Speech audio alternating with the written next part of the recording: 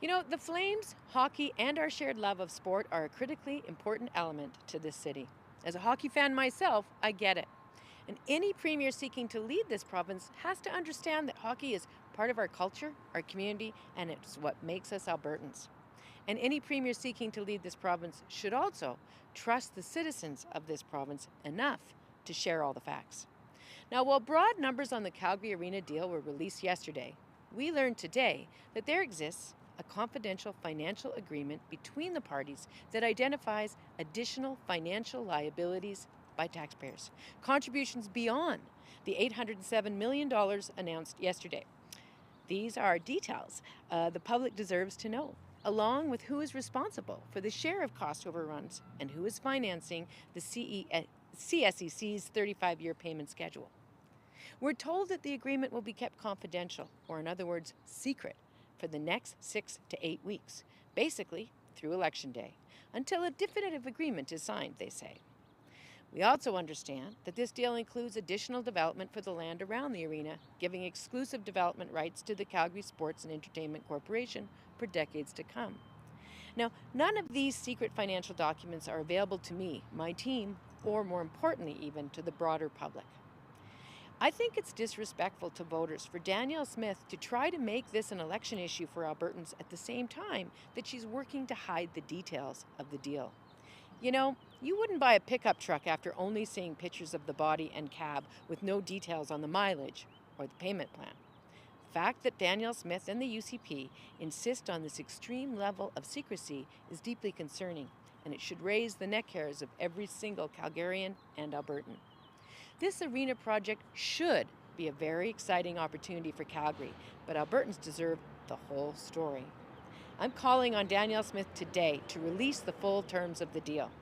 And if she can't do that, then Albertans need to ask themselves, do they trust that Danielle Smith signed the best deal for taxpayers? Or did she sign the best deal for her own personal electoral chances? Personally, I don't trust Danielle Smith on this. If Albertans choose me to be their premier, I will review and release the full details for Albertans to see, and will ensure taxpayers get the best deal possible. I won't let high-pressure pre-election tactics get in the way of that. We'll make sure this deal is one we can all be proud of and sees everyone working as partners and everyone paying their fair share. This project has the potential to change the way we see Calgary's downtown well into the future. So let's be prudent and let's do our due diligence.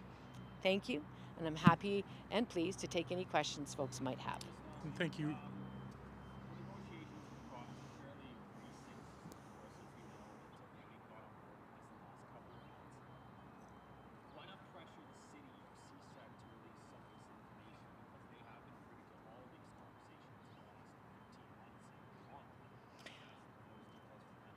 Well, here's the thing.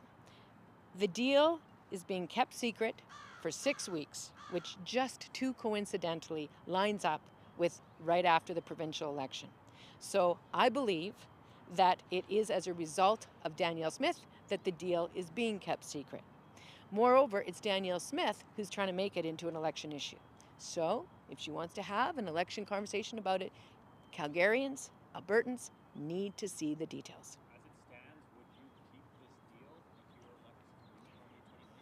I literally can't tell you that because, like Calgarians, like Albertans, I don't know what the full cost of the deal is. I haven't been allowed to see the small print. And as I said before, I wouldn't buy a vehicle without seeing the mileage, without reading the financing agreement.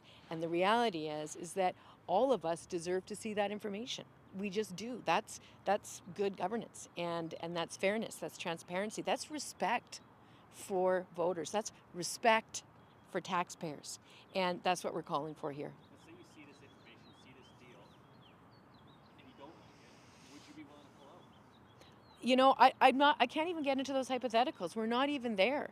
What I know is that Albertans, Calgarians, me, we're all being asked to sign on to a deal that Danielle Smith very intentionally has kept the details of which Danielle Smith has kept hidden for 6 weeks, which lines up way too coincidentally till after the election. So I just can't get into hypothetical conversations because you know what? I need the facts. and Calgarians need the facts, and Albertans need the facts. Thanks, folks. We're just going to jump to the phone lines. We will come back to the ground. We're just going to go to the phone lines. First caller is Jason Herring. Go ahead, Jason.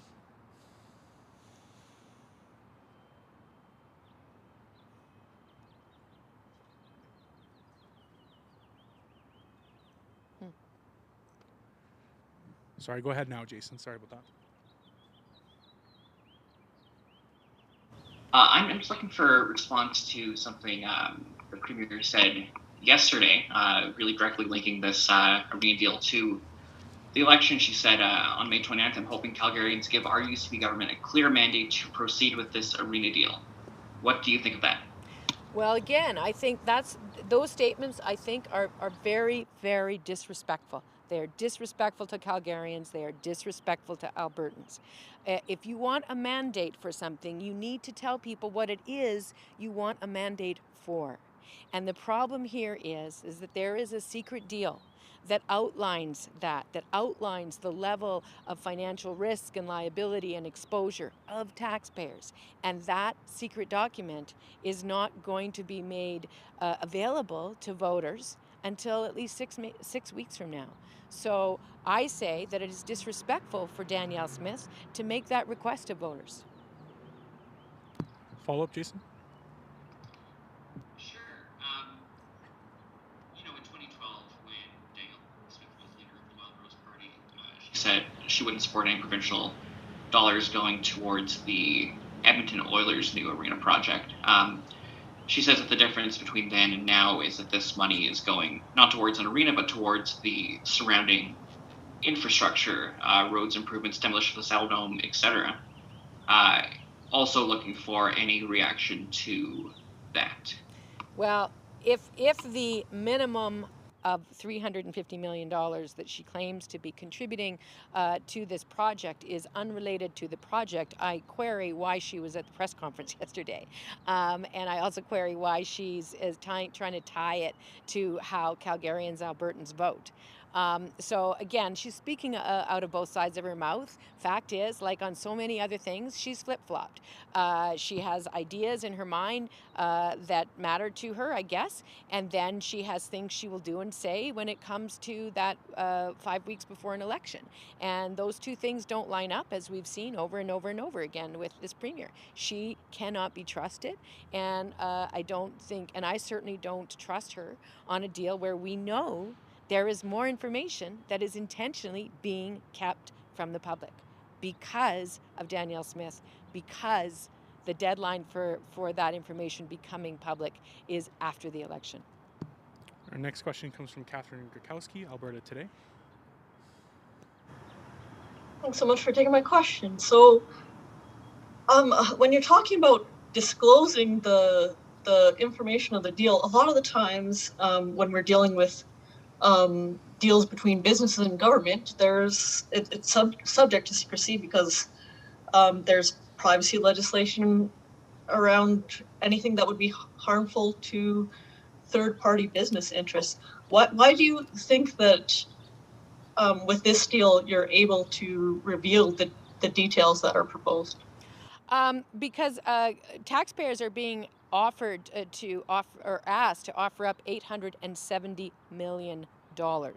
And it is fiscally responsible for that information to be made relatively clear to Albertans and to Calgarians. And part of our biggest concern is how much extra exposure is there, and sometimes you have to weigh those issues, and there may be business issues that are being asserted by some parties to this agreement, but there are also transparency and accountability issues that public representatives have an obligation to assert on behalf of taxpayers and voters.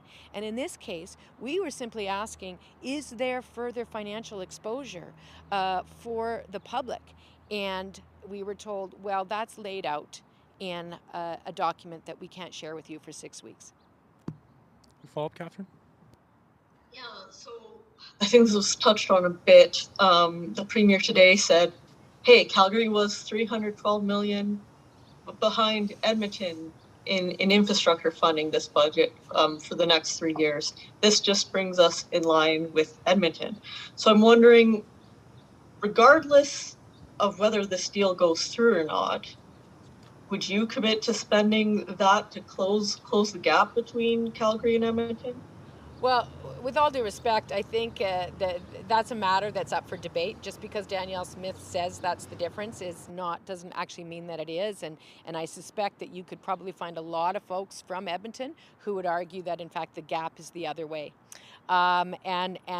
So yeah, I'm just going to leave it at that. It all depends on what you include in that calculation. But I know many folks in Edmonton would argue that they've fallen behind.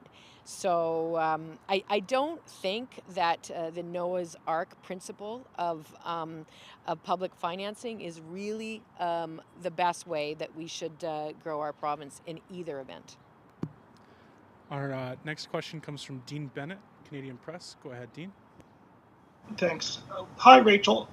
Sorry, a lot of information coming at me here. Can you just, maybe you probably talked about this already, but can you just go over it again? So what you understand that there are sort of these confidential agreements between what? Between the city and between the Flames? Or what exactly is... There is confidential agreement between all three parties that outline additional financial exposure, additional financial obligations and opportunities for all three parties, including the potential of more exposure for the public and for taxpayers. People on my team were advised that by officials today. And when we asked for more detail, if we could get a copy of the agreement, we were told no. That agreement, all parties have agreed that agreement must remain confidential for 6 to 8 weeks. I am calling on Danielle Smith to make those details public. Danielle Smith is the only one of those parties who suggested that support of this deal should be on the ballot. And if she's going to do that, then she has to be sharing that information. That's all there is to it. Follow-up, Dean? Sorry, to follow on Jason's question, so yesterday at a government newser, she politicizes the arena, and then today at a party newser, she depoliticizes it. What's going on here? Danielle Smith? Sorry? That's it.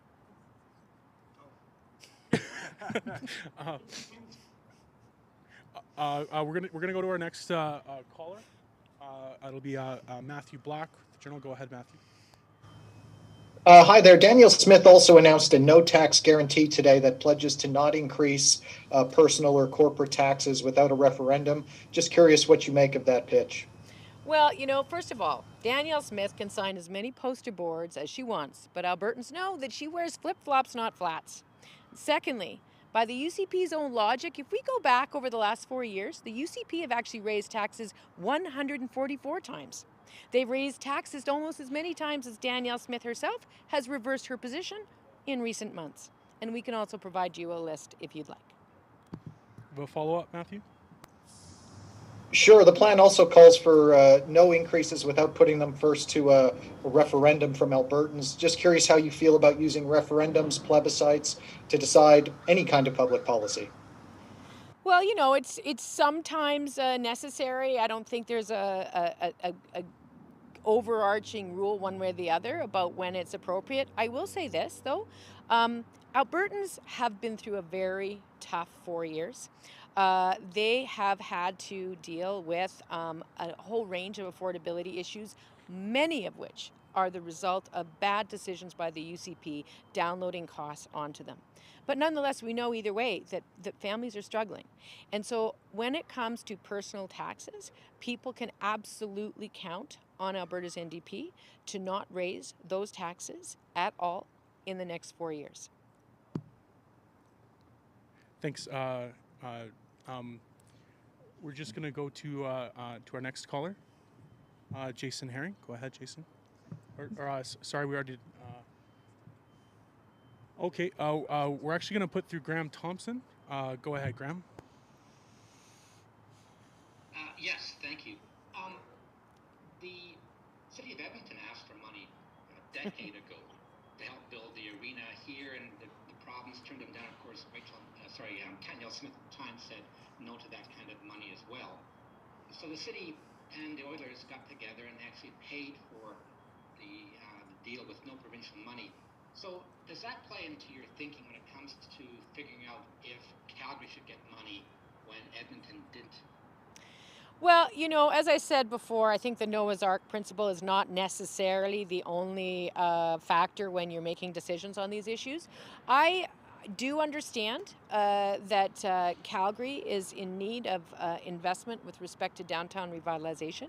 We've committed capital expenditures that are not dissimilar for the amount that is part of this deal. So we're certainly open to having conversations in that frame.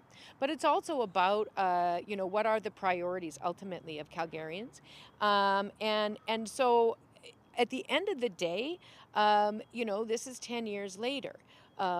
No matter what happens, is even before you get to the principle that you're asking about, Graham, which is, does the province help on an arena or not? The principle even before that is parties to at the table need to have full line of sight to all the details. They need to know the financial situation of the Calgary Entertainment Centre Group. They need to know. They have to have independent expert advice. That advice needs to be publicly shared with taxpayers. All those fundamental principles need to be part of the conversation when you're looking at an investment of public dollars that is so significant. And those things are missing from this, and that's the concern I have. Follow up? Yes, absolutely. So when it comes to the election, though, do you expect this to be a ballot box question? Because you said that Smith, she wants it to be, she's being very overt about that. But Well, do you expect this to become an election issue? I think voters will decide what the election issue is, but certainly if this ends up being the focus, or if this becomes part of the focus, the issue that I'd be asking people to question is, do you trust Danielle Smith? And do you trust a deal where Danielle Smith is hiding the details? Hey, thank you. We are running out of time for questions today. We're going to take a question from Don Braid on the phone and come back to Rick Bell in the room for the final question. Can we put through Don Braid? Thank you.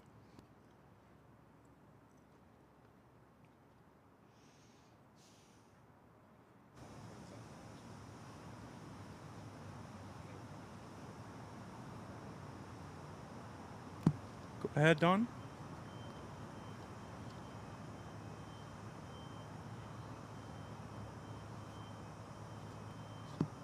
We seem to have some audio issues. Don, can you try unmuting? This is Okay, Don, we're going to have to circle back with you. We're just going to come back to the floor. Rick Bell's going to have our final question today. Yes, the first is, some people, as you know, are just opposed to giving any money to any deal. I was just on a radio show and there were people phoning in saying, no, just give no money whatsoever. You've probably seen that on social media as well. Are you opposed in principle to giving money, or is it just you just want to find out what the details are? So are you amenable to the idea of giving a provincial contribution, provided it's a deal you can live with? Yeah, we're open to having that conversation, but it's super hypothetical at this point because we don't have all the details. We don't know how much money's already in there from the provincial government. We don't know what the exposure is, and we know that there should be opportunities, real opportunities, fiscal opportunities for taxpayers. So that's where the business case for taxpayers has to come into play. But I'm always open, good evidence, good advocacy, always open to that. But that's not what we've got right now. We've got secrecy and we've got game playing, and it's disrespectful to Alberta voters. So let's assume on May 29th you win. And this agreement in principle is out there. It's sitting there. What steps would you take after being elected, having that in front of you? Well, it's a little. inheriting the file. That's right. It's a little bit far ahead, but certainly we would obviously look to get all the information. We would look to how much of that we could share with Albertans. We would look to get a whole bunch of independent expert advice because, again, yeah, anyway, a whole bunch of independent expert advice from economists, from accountants, and then we would look at what's the best deal for Calgarians and for taxpayers. Okay, thank you, everyone. That's all we have time for today. I would invite anyone with follow-up questions can please email Melissa